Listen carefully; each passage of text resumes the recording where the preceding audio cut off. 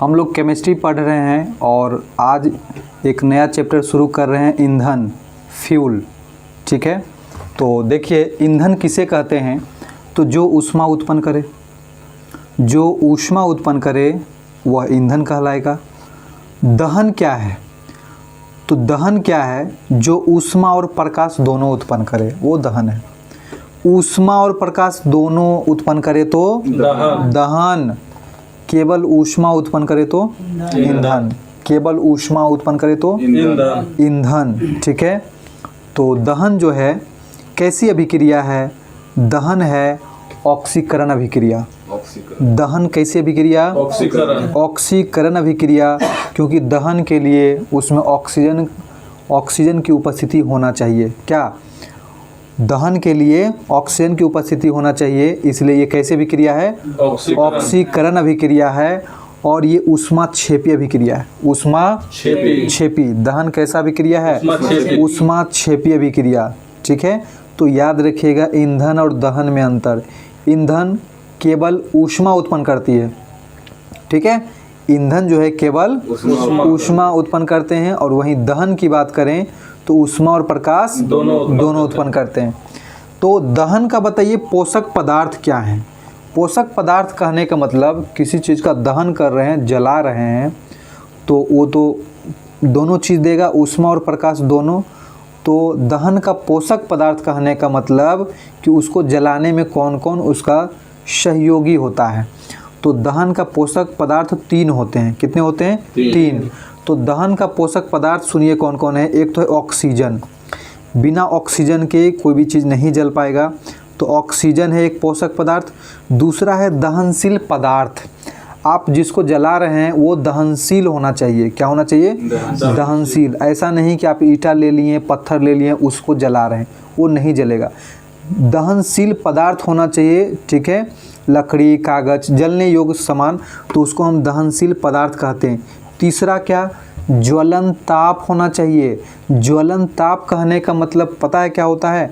ज्वलन ताप यानी वह ताप जिससे ईंधन जल जाए। ज्वलन ताप वह ताप है जिससे वो जो पदार्थ है, वस्तु है, वो जल जाए। हाँ, ऐसा नहीं कि आप बड़ा सा कोई लकड़ी लिए हुए हैं और एक काठी से उसको जला रहे हैं, तो नहीं जल सकता है। उसको थोड़ा ज़्यादा ज्वलन ताप चाहिए। आप कागज़ लिए हुए हैं, माचिस मारिए, वो जल जाएगा, उसके लिए उतना पर्याप्त ज्वलन ताप होता है। तो ज्वलन ताप वह न्यूनतम से न्यूनतम तापमान जिससे कोई वस्तु जल जाए। तो ये 3 चीज़ होगा तभी वो कोई वस्तु को आप जला पाइएगा। ऑक्सीजन की उपस्थिति होना चाहिए, दहनशील पदार्थ होना चाहिए, और ज्वलन ताप होना चाहिए। तो ये तीनों जो हो जाता है दहन का पोषक पदार्थ। ठीक है, अब सुनिए दहनशील पदार्थ किसको कहते हैं? तो दहनशील पदार्थ कहते हैं वैसा पदार्थ जो जल सकता है। वैसा पदार्थ जो जल सकता है उसको दहनशील पदार्थ कहते हैं। जैसे देखिए कागज, कोयला, पेट्रोल, डीजल, फर्नीचर, ये सब क्या है? दहनशील पदार्थ हैं। वहीं अगर बात करें अदहनशील पदार्थ, तो अदहनशील पदार्थ जो है वैसा पदार्थ जो नहीं जल सकता है। वैसा पदार्थ जो नहीं जल सकता है उसको हम लोग क्या कहेंगे? अदहनशील पदार्थ। जैसे कि पत्थर, बालू, ये सब अदहनशील पदार्थ है, नहीं जलता है। ज्वलन ताप किसको कहेंगे? ज्वलन ताप तो वह ताप जिस पर कोई पदार्थ जलना शुरू कर दे, वो आपका ज्वलन ताप कहलाता है। क्या कहलाता है? ज्वलन ताप। तो भिन्न भिन्न पदार्थों का ज्वलन ताप भिन्न भिन्न होगा। ठीक है, अलग अलग पदार्थों के लिए ज्वलन ताप क्या होगा? अलग अलग होगा। आप कागज़ को जला रहे हैं, उसका ज्वलन ताप कम होगा, कम ही ताप में वो जल उठेगा। आप लकड़ी लिए हुए हैं, तो उसके लिए आप थोड़ा ज़्यादा ताप देना पड़ेगा, तब वो जल पाएगा। तो याद रखिएगा अलग अलग तत्व या पदार्थ को जलाने का ज्वलन ताप क्या होता है? अलग अलग होता है। ठीक है, तो ऑक्सीजन का काम क्या है? जलाएगा। ऑक्सीजन का काम जलाना। हाँ, अगर ऑक्सीजन नहीं मिलता है, पर्याप्त मात्रा में ऑक्सीजन नहीं मिलेगा, ऑक्सीजन के अनुपस्थिति में कोई भी पदार्थ नहीं जलेगा। ठीक है, तो ऑक्सीजन जलाने का काम करता है। वहीं CO2 की बात करें तो बुझाने का काम करता है। कार्बन डाइऑक्साइड बुझाने का काम करता है। ठीक है, अग्निशामक यंत्र में CO2 का प्रयोग होता है। अग्निशामक यंत्र में CO2 का। ठीक है, अग्निशामक यंत्र में और किसका प्रयोग होता है? तो खाने वाला सोडा भी जो है आग बुझाने का काम करता है। ठीक है, अग्निशामक यंत्रों में खाने वाला सोडा का प्रयोग होता है। खाने वाला सोडा यानी सोडियम बाइकार्बोनेट, जिसका फॉर्मूला होता है NaHCO3। क्या होता है? NaHCO3। ठीक है, तो खाने वाला सोडा और क्या रहता है इसमें? सल्फ्यूरिक अम्ल का मिश्रण। तो अग्निशामक यंत्र में खाने वाला सोडा और सल्फ्यूरिक अम्ल होता है। क्या होता है? खाने वाला सोडा और सल्फ्यूरिक अम्ल होता है। ठीक है, सल्फ्यूरिक अम्ल का फॉर्मूला होता है H2SO4। ठीक है, वहीं नाइट्रोजन की बात करें, N2 धीरे धीरे जलने में हेल्प करता है। नाइट्रोजन धीरे धीरे जलने में मदद करता है। ठीक है, ऑक्सीजन जलाता है, ऑक्सीजन किसी पदार्थ को जलाता है, CO2 बुझाता है, और धीरे धीरे जलने में कौन मदद करता है? नाइट्रोजन। बिजली वाला आग बुझाने में, अगर बिजली वाला आग लग गया तो उसको बुझाने के लिए हम लोग किसका प्रयोग करते हैं? तो कार्बन टेट्राक्लोराइड CCl4। तो बिजली वाला आग बुझाने में कार्बन टेट्राक्लोराइड का प्रयोग होता है। किसका प्रयोग होता है? Carbon tetrachloride. और इसको क्या कहते हैं? पायरीन। कार्बन टेट्राक्लोराइड को पायरीन भी कहा जाता है। क्या कहा जाता है? पायरीन। ठीक है, अब सुनिए, ईंधन जो होता है, फ्यूल जो होता है, तो ये जो है 3 भागों में बांटा गया है अवस्था के अनुसार पे। एक होता है ठोस ईंधन, द्रव ईंधन और गैसीय ईंधन। तो ठोस ईंधन में कौन कौन आता है? लकड़ी, कोयला, कोक, चारकोल, ये सब ठोस ईंधन है। द्रव ईंधन में कौन आएगा? पेट्रोल, डीजल, केरोसिन, ये सब क्या है? द्रव ईंधन। और गैसीय ईंधन की बात करें तो प्राकृतिक गैस, बायोगैस, कोल गैस, गोबर गैस, ये सब गैसीय ईंधन है। ठीक है, उसके बाद देखिए मीथेन का फॉर्मूला क्या होता है? CH4। मीथेन का फॉर्मूला CH4 होता है। ठीक है, मीथेन का क्या होता है? CH4। हाँ, तो मीथेन में बताइए पाई बॉन्ड की संख्या कितना होता है? तो 0 होता है। ठीक है, पाई बॉन्ड की संख्या 0। सिग्मा बॉन्ड की संख्या कितना होता है? 4। मीथेन CH4 में सिग्मा बॉन्ड की संख्या 4 होता है, और पाई बॉन्ड की संख्या 0 होता है। सबसे सरल कार्बनिक यौगिक की बात करें तो मीथेन है। ठीक है, सबसे सरल मतलब सूक्ष्म, सबसे छोटा कार्बनिक यौगिक कौन है? तो मीथेन है। ठीक है, और मीथेन को क्या कहते हैं? Marsh gas. मीथेन का उपनाम क्या है? Marsh gas. ठीक है, और इसका नाम क्या है? कीचड़ गैस। ठीक है, मीथेन गैस को कीचड़ गैस भी बोलते हैं। क्या बोलते हैं? कीचड़ गैस या फिर मार्स गैस। दलदल से निकलने वाला गैस कौन सा गैस है? Methane gas. धान की खेती से निकलने वाला गैस मीथेन गैस। धान की खेती से निकलने वाला गैस मीथेन गैस। गाय के जुआरी से निकलने वाला गैस गाय के जुआरी जो करता है, गाय जुआरी करने से कौन सा गैस निकलता है? मीथेन गैस निकलता है। प्राकृतिक गैस का प्रमुख घटक मीथेन कौन है? मीथेन। बायोगैस का प्रमुख घटक मीथेन होता है। तो गोबर गैस का भी प्रमुख घटक मीथेन है। गोबर गैस का प्रमुख घटक मीथेन। गोबर गैस का खोज किसने किया था? CB देसाई। गोबर गैस का खोज CB देसाई। कोयला के खदान में कौन सा गैस निकलता है? कोयला के खदान में मीथेन गैस। कोयला के खदान में मीथेन गैस। CNG का प्रमुख घटक कौन सा है? मीथेन। CNG का प्रमुख गैस मीथेन। CNG का मतलब होता है कॉम्प्रेस्ड नेचुरल गैस।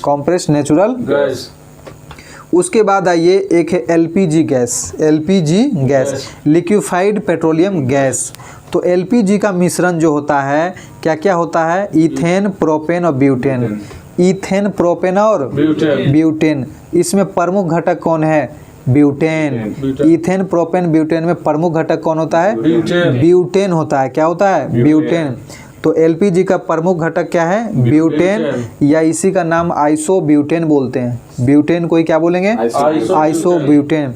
एलपीजी जो होता है, एलपीजी गैस, वो क्या होता है? रंगहीन होता है। क्या होता है? रंगहीन होता है, स्वादहीन होता है और गंधहीन। रंगहीन, गंधहीन और स्वादहीन होता है एलपीजी गैस। एलपीजी में गंध के लिए क्या मिलाया जाता है? हाँ, इथाइल मरकेप्टन। इथाइल मरकेप्टन मिलाया जाता है। इसका फॉर्मूला होता है C2H6SH। C2H6SH, ठीक है। तो एलपीजी में गंध के लिए इथाइल मरकेप्टन मिलाया जाता है। क्या मिलाया जाता है? इथाइल मरकेप्टन किसका यौगिक है? सल्फर का यौगिक है। इथाइल मरकेप्टन किसका यौगिक है? सल्फर का यौगिक है। उसके बाद देखिए भोपाल गैस त्रासदी। भोपाल गैस त्रासदी, ये भोपाल गैस त्रासदी कब हुआ था? तो 3 दिसंबर 1984 में। 3 दिसंबर 1984 में भोपाल गैस त्रासदी हुआ था। और इसमें क्या हुआ था? तो एक अमेरिकन कंपनी था, ठीक है, अमेरिकन कंपनी था। इसमें मिथाइल आइसोसाइनाइड क्या हुआ था? लीक हो गया था, ठीक है। मिथाइल आइसोसाइनाइड लीक हो गया था, ठीक है। और बहुत सारे लोगों का इसमें मृत्यु हुआ था।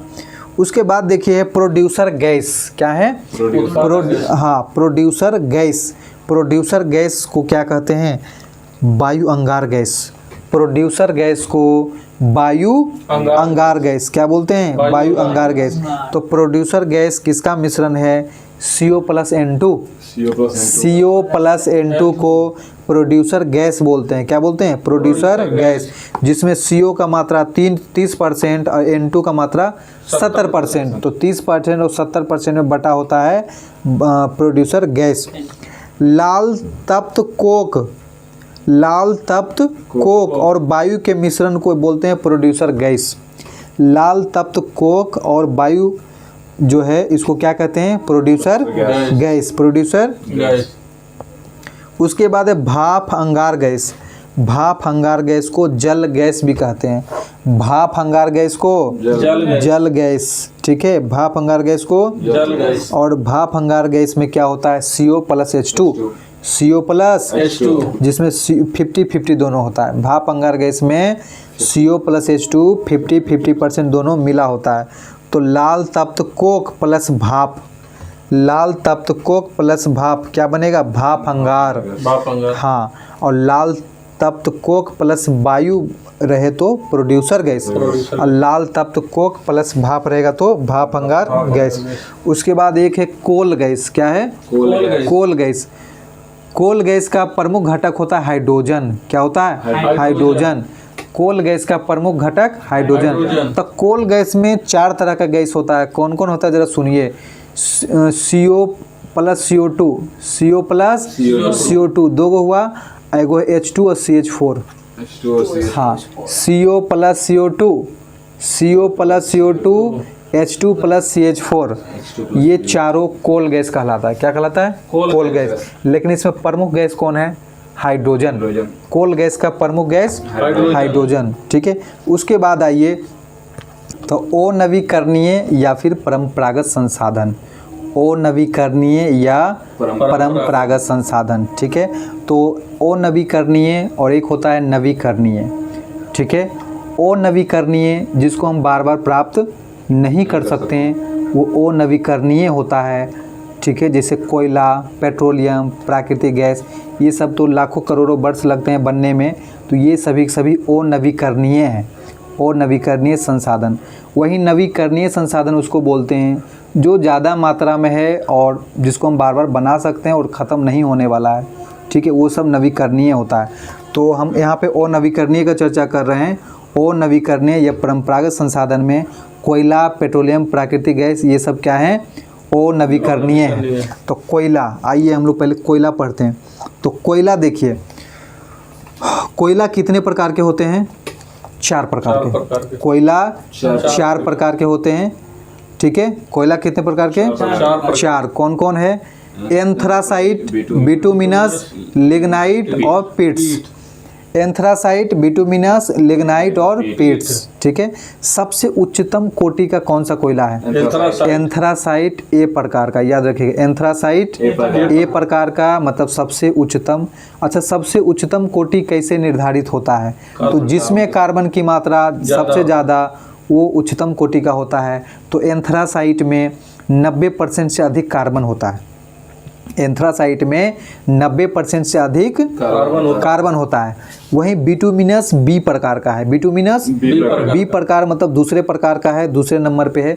इसमें 80% से अधिक कार्बन पाया जाता है। बिटुमिनस में 80% से अधिक कार्बन पाया जाता है।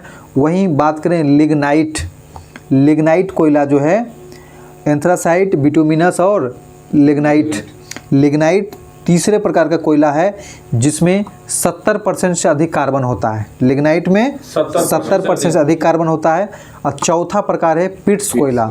ठीक है, पिट्स कोयला जो कि 70% से कम कार्बन होता है, इसमें 70% से कम। ठीक है, पिट्स कोयला या पिटवा कोयला। तो याद रखिएगा ये 4 प्रकार का, एंथ्रासाइट, बिटुमिनस, लिग्नाइट और पिट्स कोयला, तो ये 4 प्रकार का कोयला है। तो सबसे उच्च कोटि का कोयला कौन सा है? एंथ्रासाइट है। भारत में पाए जाने वाला कोयला सर्वाधिक मात्रा में कौन है? बिटुमिनस है। बी प्रकार का सर्वाधिक मात्रा में पाया जाता है। तो भारत में पाए जाने वाला कोयला है सर्वाधिक मात्रा में बिटुमिनस। ठीक है, भूरा कोयला किसको बोलते हैं? भूरा कोयला बोलते हैं लिग्नाइट कोयला को। तीसरे प्रकार के कोयला जो है लिग्नाइट, उसको भूरा कोयला बोलते हैं। निम्न कोटि का कोयला किसको बोलते हैं? पीट को। हाँ, पिट्स कोयला या फिर घटिया कोयला इसी को बोलते हैं। निम्न कोटि का कोयला पिट्स कोयला या फिर घटिया कोयला। ठीक है, एंथ्रासाइट सर्वाधिक पाया जाता है कहाँ, किस देश में एंथ्रासाइट पाया जाता है? तो अमेरिका में। एंथ्रासाइट सर्वाधिक पाया जाता है किस देश में? अमेरिका में। भारत में एंथ्रासाइट बताइए किस राज्य में पाया जाता है सबसे ज़्यादा? तो जम्मू कश्मीर। ठीक है, हाँ, एंथ्रासाइट भारत में सबसे ज़्यादा किस राज्य में? जम्मू कश्मीर में। ठीक है, अब सुनिए, कोयला के खदान में कौन सा गैस निकलता है? Methane gas. कोयला के खदान में कौन सा गैस? Methane gas. और कोयला के खदान से कौन सा रोग होता है? ब्लैक लंग्स होता है। कोयला के खदान से कौन सा रोग होता है? ब्लैक लंग्स का बीमारी होता है। ब्लैक लंग्स का बीमारी होता है। और कौन सा गैस निकलता है? Methane gas. उच्च दाब और उच्च ताप से हीरा में रूपांतरित हो जाता है। कोयला जो है उच्च दाब और उच्च ताप से, अगर कोयला को उच्च दाब और उच्च ताप मिलता है तो वो कोयला हीरा में रूपांतरित हो जाता है। कोयला क्या बन जाता है? हीरा। उच्च दाब और उच्च ताप में कोयला हीरा बन जाता है।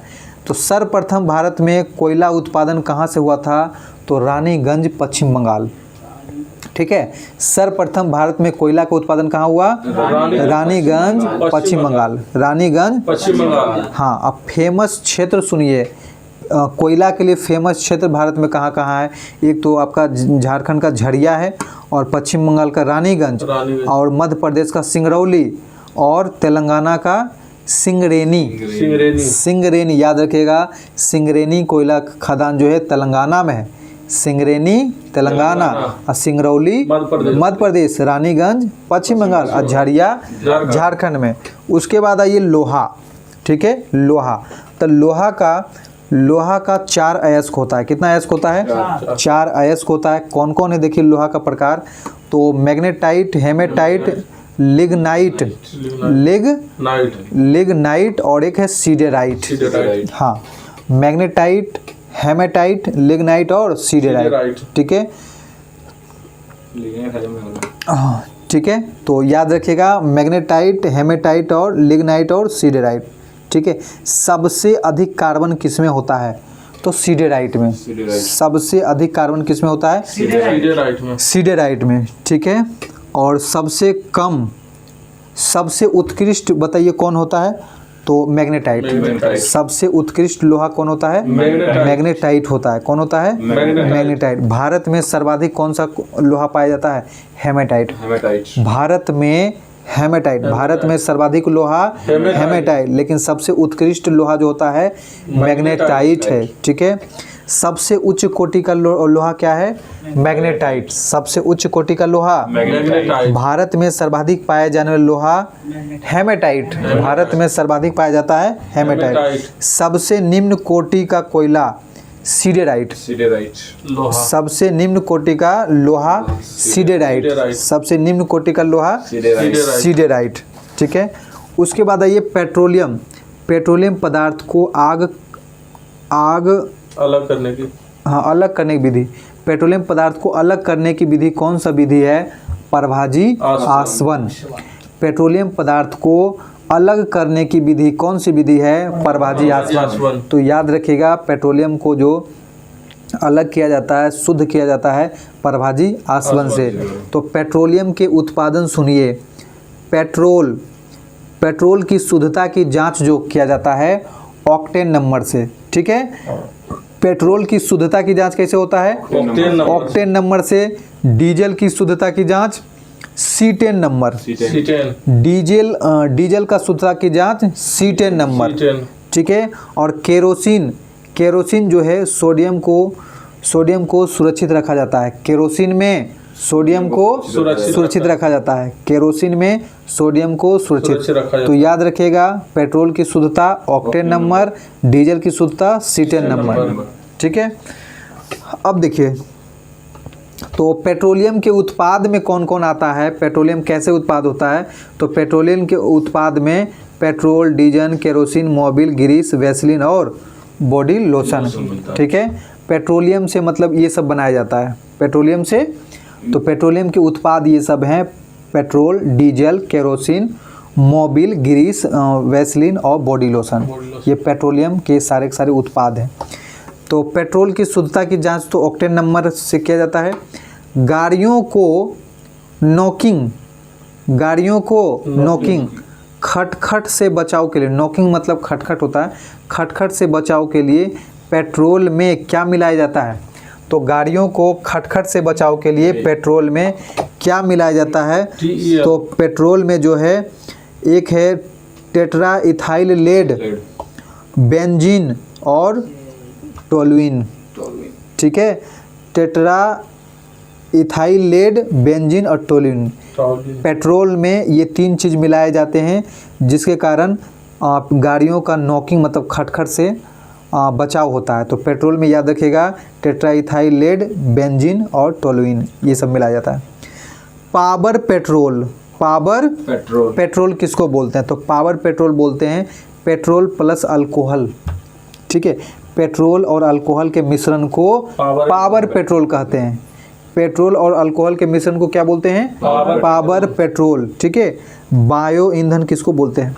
बायो ईंधन तो वैसा ईंधन जो सजीवों से प्राप्त किया जाता है। ठीक है। वैसा ईंधन जो सजीवों से प्राप्त किया जाता है उसको बायो ईंधन कहते हैं।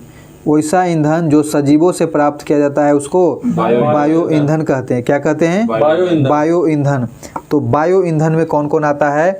बायो ईंधन में सुनिए, सरसों तेल, सोयाबीन, मूंगफली, सूरजमुखी, तीसी, अंडी, नारियल, ये सब क्या है? बायो ईंधन है। ये सब क्या है? बायो ईंधन। तो वैसा ईंधन जो सजीवों से प्राप्त किया जाए वो सब क्या है? बायो ईंधन है। ठीक है। बायो ईंधन। ठीक है। तो ये सब पेड़ पौधे से प्राप्त किया जाता है, तो ये सभी बायो ईंधन है। ठीक है। क्या है? बायो ईंधन। हाँ, बायो ईंधन। एजोला उर्वरक के रूप में प्रयोग होता है। एजोला जो है उर्वरक के रूप में प्रयोग होता है। एजोला उर्वरक के रूप में प्रयोग होता है। अब आइए मोमबत्ती, कैंडल।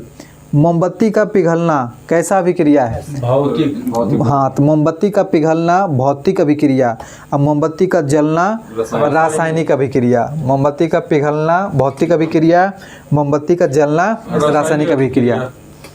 ठीक है। सबसे बाहर का क्षेत्र जो होता है मोमबत्ती का, वो क्या होता है? अप्रदीप्तमान मंडल होता है। ठीक है। अप्रदीप्तमान। दीप्तिमान मंडल कौन सा होता है? तो मध्य भाग वाला। ठीक है। जब कैंडल या कोई मोमबत्ती जलता है तो उसका लौ देखिएगा, ज्वाला, वो तीन परत में वो बटा होता है।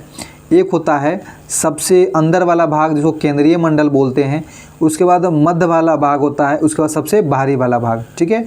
तो केंद्रीय मंडल जो होता है जहाँ ऑक्सीजन नहीं जाता है, ठीक है।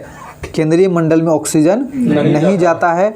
और दीप्तिमान मंडल, दीप्तिमान मंडल मतलब समझ रहे हैं ना, दीप्तिमान मंडल मतलब जहाँ पे ज़्यादा गर्म होता है, ठीक है। तो दीप्तिमान मंडल क्या होता है, मध्य भाग। और अप्रदीप्तमान मंडल क्या होता है, सबसे बाहरी भाग, ठीक है। हाँ, तो अप्रदीप्तमान जो होता है, बाहरी मंडल जो होता है अप्रदीप्तमान होता है, ठीक है। और अप्रदीप्तमान में ही सुनिए, सबसे बाहरी भाग जो होता है अप्रदीप्तमान बाहरी मंडल, सबसे ज़्यादा उसी में ऑक्सीजन होता है, सबसे ज़्यादा। हाँ, बाहरी मंडल में ही ऑक्सीजन होता है अप्रदीप्तमान में। और पूर्ण दहन, पूरी तरह से दहन जो होता है वो बाहरी मंडल का ही होता है। और उच्च तापमान भी जो पाया जाता है बाहरी मंडल का है, उच्च तापमान बाहरी मंडल का पाया जाता है, ठीक है। उच्च तापमान बाहरी मंडल में पाया जाता है। प्रकाश कम उत्सर्जित करता है, प्रकाश कम उत्सर्जित, बाहरी मंडल जो है प्रकाश कम उत्सर्जित करता है। और इसका कलर होता है नीला रंग का, ठीक है। बाहरी मंडल कौन सा कलर का होता है, नीला रंग का होता है। वहीं दीप्तिमान मंडल की बात करें, दीप्तिमान मतलब मध्य मंडल, ठीक है। दीप्तिमान मंडल मतलब मध्य मंडल, सबसे कम ऑक्सीजन मिलता है दीप्तिमान मंडल को, सबसे। और ये अपूर्ण दहन होता है, क्या होता है, अपूर्ण दहन, ऑक्सीजन इसको कम मात्रा मिलता है, इसलिए अपूर्ण दहन होता है। और निम्न तापमान पाया जाता है, ठीक है। प्रदीप्तमान मंडल जो है मध्य वाला, उसमें निम्न तापमान पाया जाता है। ज़्यादा प्रकाश उत्सर्जित करता है, ज़्यादा प्रकाश मध्य मंडल, ज़्यादा प्रकाश मध्य मंडल, ठीक है। ज़्यादा प्रकाश है, ज़्यादा प्रकाश लेकिन कम तापमान, ज़्यादा प्रकाश कम तापमान। वहीं बाहरी मंडल की बात करें, बाहरी मंडल की बात, तो वो क्या होता है, कम प्रकाश उच्च तापमान, कम प्रकाश उच्च तापमान।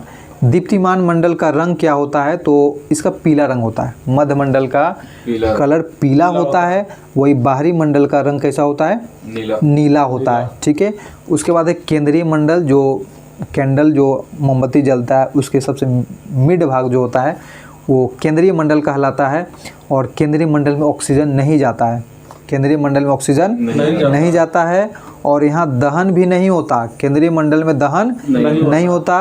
और यह द्रव अवस्था में पाया जाता है, किस अवस्था में, द्रव अवस्था में। तो याद रखिएगा, कैंडल का लौ जो जलता है 3 लेयर में बट जाता है, बाहरी मंडल, मध्य मंडल और केंद्रीय मंडल। तो सबसे गर्म की बात करें तो सबसे गर्म कौन होता है, बाहरी मंडल, सबसे गर्म सबसे बाहरी मंडल सबसे गर्म होता है, लेकिन कम प्रकाश उत्सर्जित करता है। मध्य मंडल की बात करें, मध्य मंडल निम्न तापमान पाया जाता है, ज़्यादा प्रकाश उत्सर्जित करता है, ठीक है। तो याद रखिएगा, बाहरी मंडल का कलर होता है नीला रंग का, और मध्य मंडल का क्या होता है, पीला रंग का। कैसा होता है, पीला रंग का। तो आज के लिए हम लोग इस क्लास को यहीं तक समाप्त करते हैं। और ये चैप्टर, ईंधन चैप्टर जो है पूरी तरह से समाप्त हो गया है। अगले वीडियो में हम लोग एक नए चैप्टर से शुरू करेंगे।